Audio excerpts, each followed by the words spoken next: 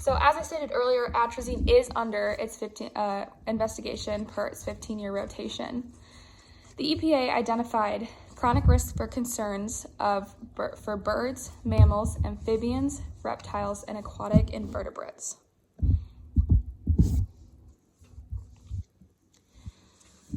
So the EPA set an LOC of 1 for freshwater and estuarine marine fish. In this study, the data exceeded that LOC of 1, and also decreases in egg production were observed. Although no acute risks were found to be associated with aquatic invertebrates, a variety of chronic risks were evident. These include changes to plant structure, function, and productivity. So a further, more intensive study was conducted on a full aquatic plant community. It was to evaluate the toxicity of atrazine in these communities. It utilized a microcosm and mesocosm study. These types of studies are experimental systems developed within a natural environment.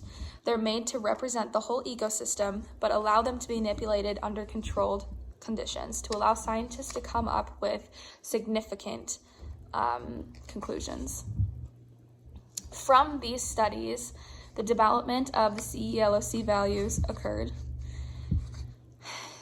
They were concluded to be allowable between ranges of 1.9 to 26 micrograms per liter. Concentrations between these values can cause chronic effects to the system. These chronic effects can lead to further, much more extensive implications to a system, being that the detection of these effects can impact the food chain and ecosystem integrity.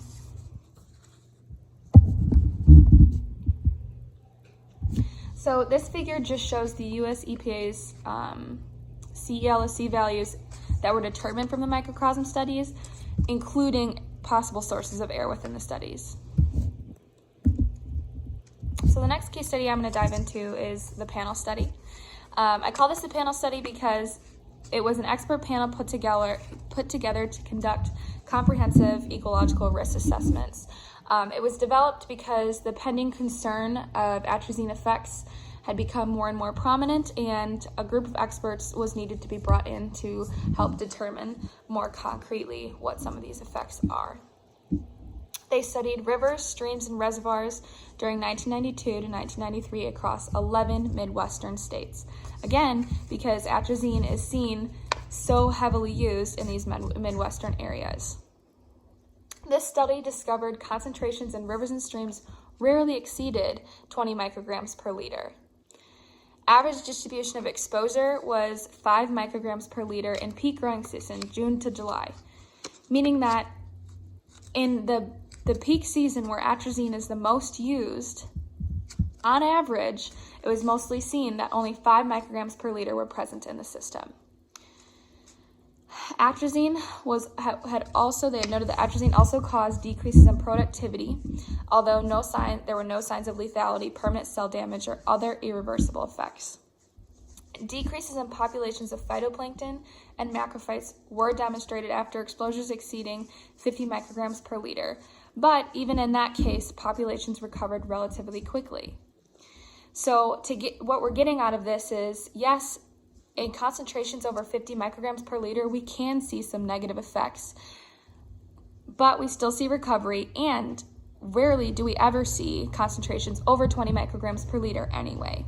So this study kind of contradicted a little bit of the people's concerns, kind of relieving that stress and explaining that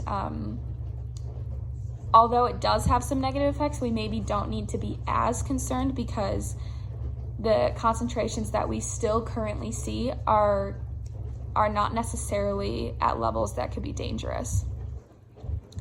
So in conclusion for this study, based on the laboratory data, field effects studies, and environmental monitoring data, the panel came to the conclusion that atrazine does not pose substantial risk to the aquatic environment. So the final study analyzed the effects of atrazine on aquatic autotrophs.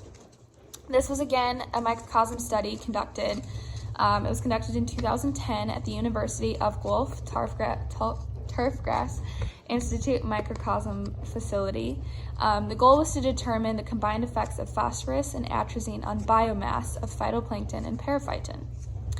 The inspiration from the study came from the theory that atrazine within a water column leads to increased rates of parasitic trematodes in amphibians. People are very concerned about amphibian health. We've seen incredible declines in these populations, and so scientists wanted to conduct studies to see if this had an effect on it. And how they did it was to analyze the biomass of their food. So the experiment lasted 63 days. Various concentrations of atrazine and phosphorus were added to each microcosm. And the reason they included phosphorus in the study is because very commonly phosphorus is considered a limiting nutrient to reproduction of organisms. So they wanted to include it to be sure that it was not having an effect also on reproduction of organisms, and so that is why it was a part of this study. So as a result, minor changes in biomass were observed, which was different than what scientists had initially thought would happen. Although there were minor changes in biomass, we did see changes in the watershed, but through the water chemistry. And these significant changes were to things like dissolved oxygen, pH, and specific conductivity of the water.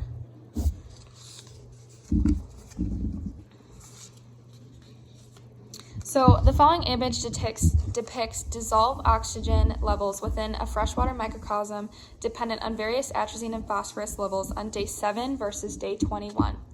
So as you can see when looking at these figures, at lower phosphorus levels and high atrazine levels, the water column enters what is called a hypoxic condition. Hypoxic conditions are low to no oxygen conditions, and very few organisms can survive in these types of conditions. So it's interesting to see this in the study because, like I said, water chemistry was affected, but it also can pose, potential reason for us to be concerned with atrazine because although biomass wasn't decreased, we can see these decreases if the amount of atrazine used creates these hypoxic conditions because organisms do not live in it. So it does pose a concern that potentially if watersheds reach these high levels of atrazine that could generate these hypoxic conditions, we could see some pretty much catastrophic effects within the system. Again, because it would mess with ecosystem integrity and the food chain. So in conclusion, scientific investigations continue. As you can see between these 3 studies, there's not really conclusive information that are rock solid about, with this amount of concentration, this is what we're going to see in every single watershed. It's still in the works. They're still trying to figure it out. Again, we see these high concentrations of atrazine centralized in the Midwest region due to its agricultural epicenter. And also, it's important to note that even beyond mitigation and changes in regulation of atrazine, it will still consist in the environment because it's persistent beyond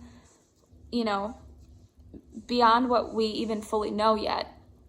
And so it is possible that even past allowable usage of the product, we could see atrazine within the soils and negative effects continued on for a long, long, long time, which is why lots and lots of studies are being conducted to see where this plays a role and where we can mitigate to prevent those things from happening. Again, we don't see changes in biomass as much, although there is studies that prove that we could potentially at some point. The biggest changes that we currently see exist within the watershed and its water chemistry. So it's important that we mitigate these things because water chemistry is incredibly important for success of organisms.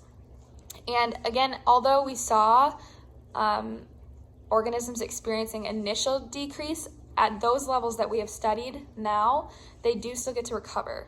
So hope for little damage to structure, function, and productivity of our watershed system is there. We just need to know more about what happens when we see those even higher concentrations than those 50 micrograms per liter. As of right now, the EPA continues to allow it to be used, and it will be until they determine it to cause unnecessary harm to human health and the environment. And in that case, that's when we'll begin to see restrictions on its usage. So thank you for your time. If you have any questions, let me know, and I appreciate you listening.